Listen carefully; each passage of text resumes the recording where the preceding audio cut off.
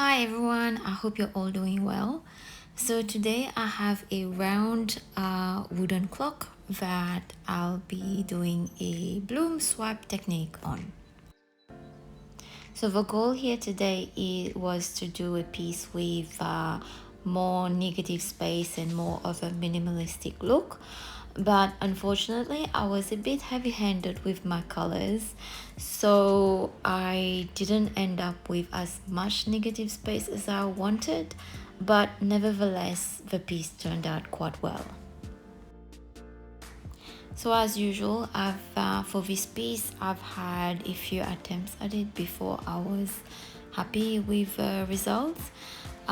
So again, I had issues with too much paint on, too much cell activator, or I didn't like the composition. So I've tried doing this piece using multiple ways, but they didn't really work out the way that I wanted. So in the end, I've ended up just blowing on the paint just to start the movement and giving it a more organic feel to it.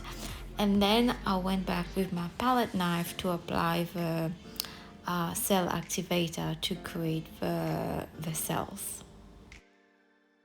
For me, doing it this way worked out a lot better because I was able to achieve a piece that had a lot more movement and had a more organic feel to it. And I was also able to play around with the composition a lot more than I would have had otherwise.